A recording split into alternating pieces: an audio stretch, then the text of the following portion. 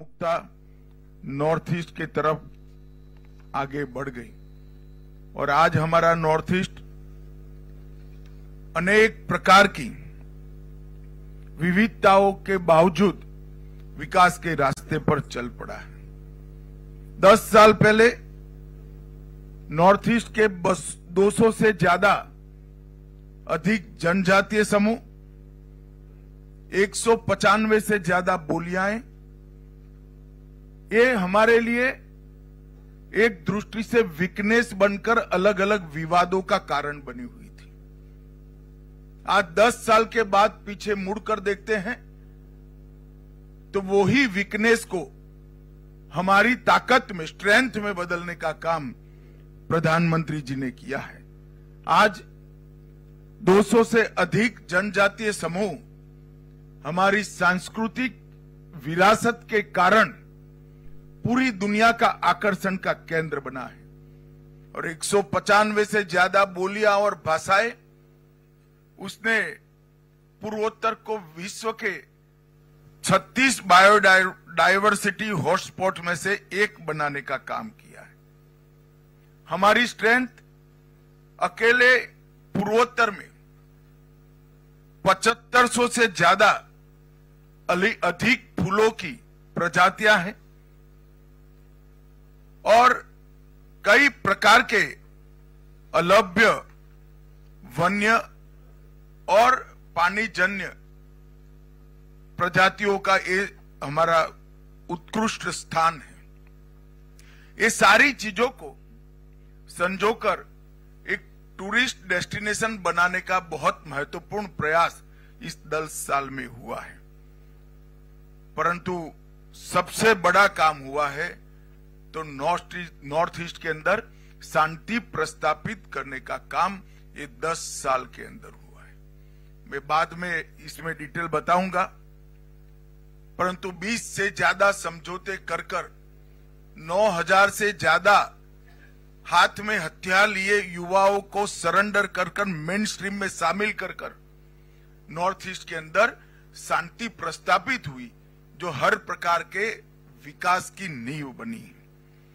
और अभी अभी प्रधानमंत्री जी अष्टलक्ष्मी कंसेप्ट को एक और ताकत देने के लिए दिल्ली के कार्यक्रम में गए और अब ये अष्टलक्ष्मी कंसेप्ट पूरी दुनिया, पूरा देश स्वीकार कर रही है। मैं आज सभी मुख्यमंत्रियों को भी कहना चाहता हूं कि पूरा देश चाहता है कि नॉर्थ ईस्ट का हर व्यक्ति समृद्ध बने, नॉर्थ ईस्ट का हर राज्य समृद्ध बने और उत्तर प्रदेश से कई गुना बड़ा हमारे भूभाग देश के विकास में योगदान करता रहे। एक प्रकार से इतनी सारी डाइवर्सिटी के साथ विकास के रास्ते पर आगे बढ़ने के लिए सभी प्रकार की मूल संरचनाएं खड़ा करने का काम ये 10 साल में हुआ है। अब समय आ गया है कि नींव पर एक बुलंद, मजबूत और समावेशी विकास की आगे बढ़ने का काम हमें करना है। पूर्वोत्तर के विकास की गति बढ़ाकर पूर्वोत्तर को शेष भारत के बरोबर लाना, ये भारतीय जनता पार्टी की नरेंद्र मोदी सरकार का लक्ष्य है। केंद्र में जब जब भारतीय जनता पार्टी की सरकार आई, नॉर्थ ईस्ट को प्रायोरिटी देने की शुरुआत करी। जब अटल जी की सरकार बनी तब हमने डोनर मंत्रालय की स्थापना करी और मोदी जी ने पूरी मंत्रिपरिषद को नॉर्थ ईस्ट का रात्रि निवास वाले दौरे करने का आग्रह कर 700 से ज्यादा मंत्रियों ने अब तक रात्रि निवास, 700 दिन से ज्यादा रात्रि निवास यहां पर हुआ है। प्रधानमंत्री स्वयं 65 बार आए हैं और हर बार कोई न कोई तोहफा नॉर्थ ईस्ट के लिए लेकर आए।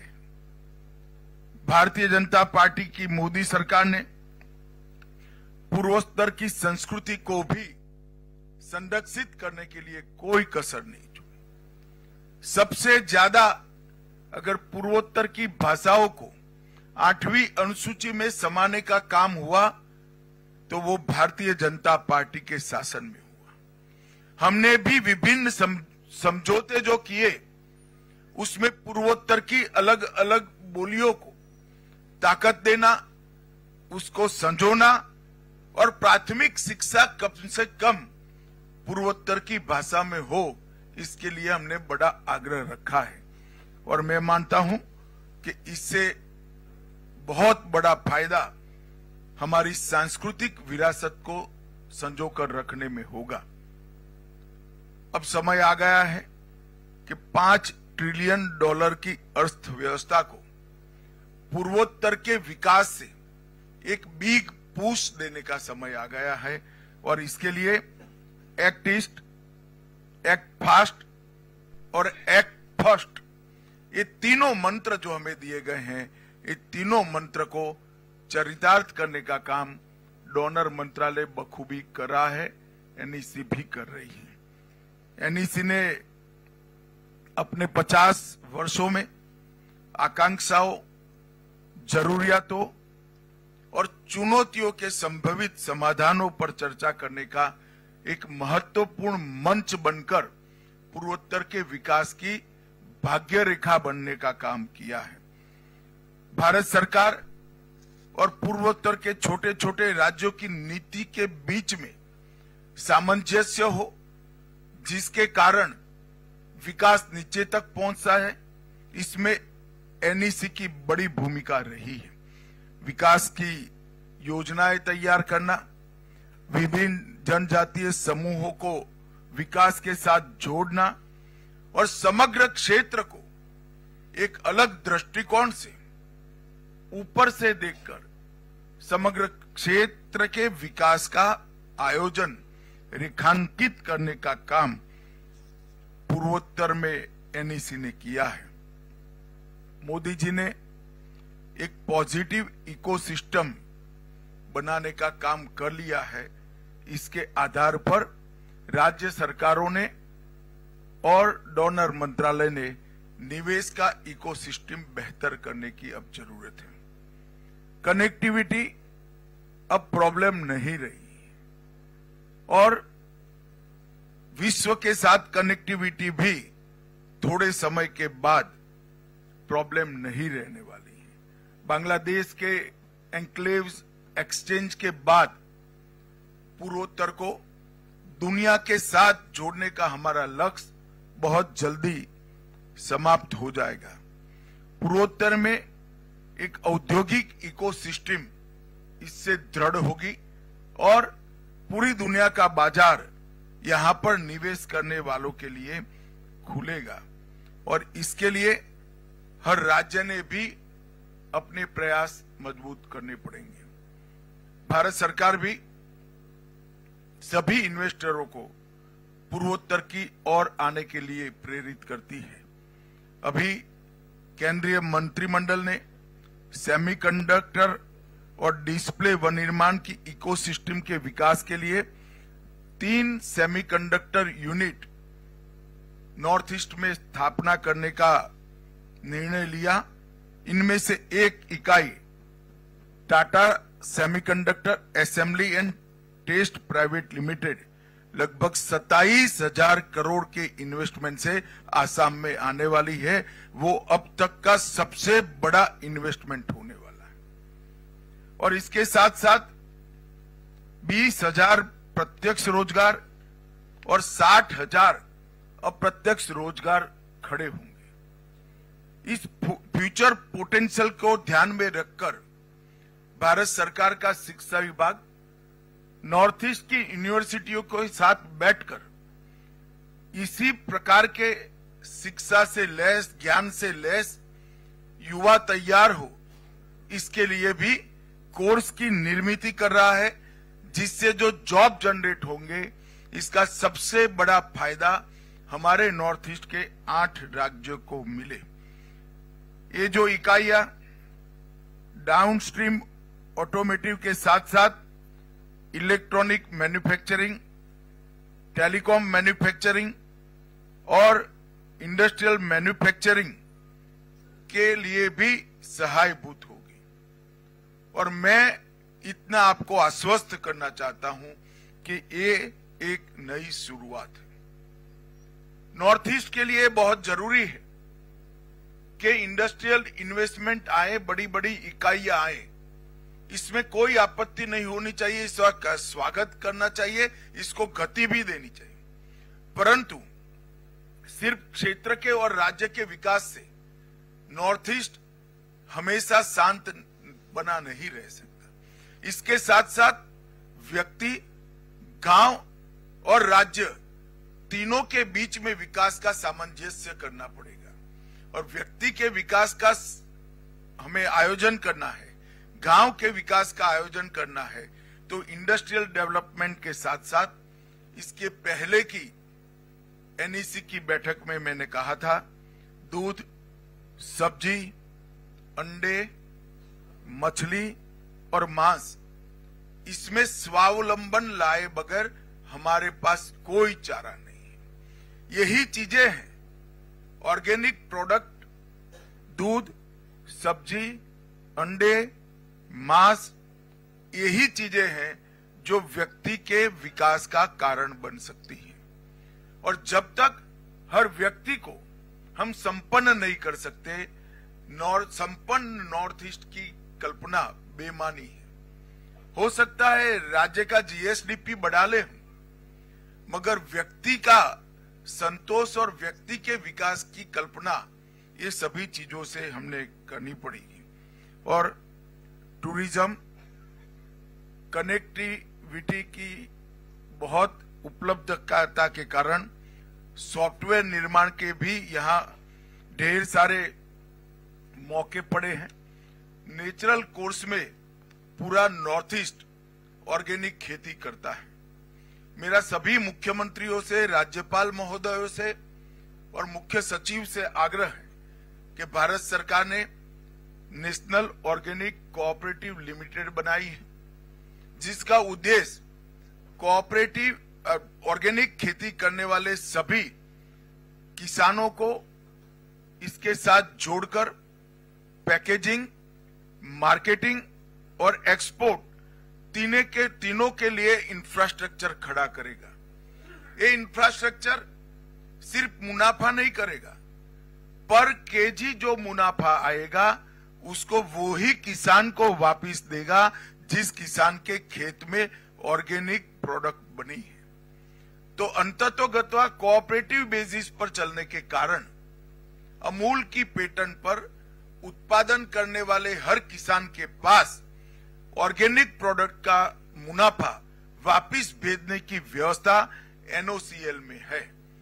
मेरा आग्रह है कि सभी राज्य एनओसीएल के साथ समझौता करें, अपने अपने राज्य के किसानों को एनओसीएल के साथ जोड़ें और उनकी ऑर्गेनिक प्रोडक्ट को आने वाले दिनों में विश्व के बाजार में पहुंचाएं। भारत सरकार ने नॉर्थ ईस्ट में पहले हर राज्य में 3 और आसाम जैसे राज्य में हर जिले में 1 ऑर्गेनिक सर्टिफिकेशन लैब प्रस्तापित करने का निर्णय लिया है, जिसके माध्यम से भूमि और कृषि उत्पाद दोनों का विश्वसनीय ऑर्गेनिक सर्टिफिकेशन होगा। भारत ब्रांड ऑर्गेनिक प्रोडक्ट वो लॉन्च कर दिया गया है और वो ब्रांड के साथ ये विश्व के बाजार में जाएगी। 2 कोऑपरेटिव ब्रांड्स लॉन्च हुए हैं, अमूल कोऑपरेटिव और भारत कोऑपरेटिव, जिसके माध्यम से हम विश्व भर में हमारी ऑर्गेनिक प्रोडक्ट को पहुंचाएंगे। कनेक्टिविटी के लिए जो कुछ करना बाकी है वो हमारी प्रायोरिटी का विषय है और मैं भारत सरकार की ओर से आपको आश्वस्त करना चाहता हूं कि आईटी की कनेक्टिविटी यहां पर बहुत अच्छे तरीके से हो जाएगी और फिर यहां पर सॉफ्टवेयर निर्माण के लिए भी एक बहुत बड़ा पोटेंशियल यहां पड़ा है। नई उद्योग नीति बहुत ल्यूक्रेटिव है, देश भर से उद्योग हम ला पाए इसी है, इसका हमने फायदा उठाना चाहिए। मिशन पाम ऑयल ये नॉर्थ ईस्ट के सभी राज्यों के विकास का एक बहुत बड़ा रास्ता बनने की संभावनाएं मिशन पाम ऑयल के अंदर पड़ी है। देश के अंदर तिलहन का उत्पादन कम है, हम अभी भी एडिबल ऑयल के क्षेत्र में आत्मनिर्भर नहीं है।